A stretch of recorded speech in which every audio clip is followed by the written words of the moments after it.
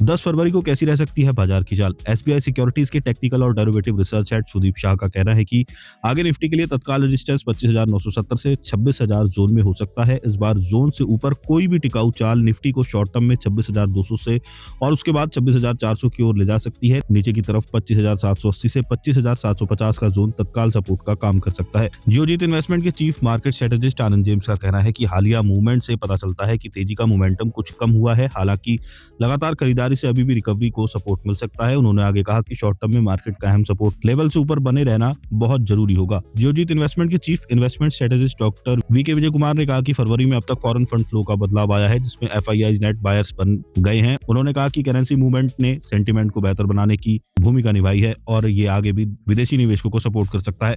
HDFC securities में price research के head Devarsh वकील ने कहा कि भारत और अमेरिका के अंतरिम ट्रेड एग्रीमेंट पर पहुंच गए हैं। इससे 10 महीने से चल रहा टैरिफ विवाद खत्म हो गया है और वॉशिंगटन ने भारतीय सामानों पर टैरिफ कम कर दिया है। उन्होंने कहा कि भारत ने संवेदनशील कृषि सेक्टर की रक्षा की है, साथ ही अगले 5 सालों में अमेरिका से सामान खरीदने का वादा किया है, जिसमें एनर्जी, एयरक्राफ्ट और डिफेंस टेक्नोलॉजी पर फोकस रहेगा। वकील ने आगे कहा कि मजबूत ग्लोबल संकेतों, खासकर जापान से मिले संकेतों ने रिस्क लेने की क्षमता को बेहतर बनाया है, जिसमें भारतीय इक्विटीज को भी सपोर्ट मिल रहा है। ये बाजार के लिए अच्छा संकेत है।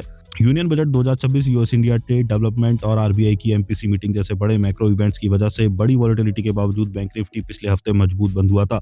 चॉइस ब्रोकिंग के टेक्निकल रिसर्च एनालिस्ट आकाश शाह का कहना है कि टेक्निकल बैंक निफ्टी 60,000 के साइकोलॉजिकल रेजिस्टेंस लेवल से ऊपर टिककर मजबूत दिखाई है। ये मार्केट कॉन्फिडेंस में सुधार और स्ट्रक्चरल सपोर्ट बनने का संकेत है। हालांकि उन्होंने ये भी कहा कि अगर इंडेक्स 59,800 से ऊपर टिक नहीं पाता है तो 59,600 से 59,400 जोन की ओर करेक्टिव मूव आ सकता है और अगर बिकवाली का दबाव बढ़ता है तो गिरावट का खतरा भी है।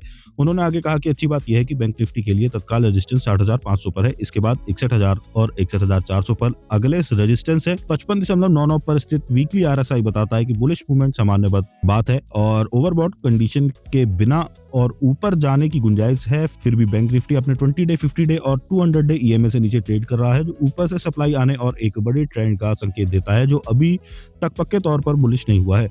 60,500 से ऊपर के टिकाऊ क्लोजिंग बुलिश मूवमेंट को पक्का करेगी, जबकि इस लेवल को बनाए रखने में नाकाम रहने पर शॉर्ट टर्म कमजोरी आ सकती है। उन्होंने सलाह दी कि ट्रेडर्स को पॉजिटिव लेकिन अनुशासित रहना चाहिए और डायरेक्शनल संकेत के लिए 59,800 को एम सपोर्ट और 60,500 को एम रेजिस्टेंस के तौर पर बारीकी से मॉनिटर करना चाहिए।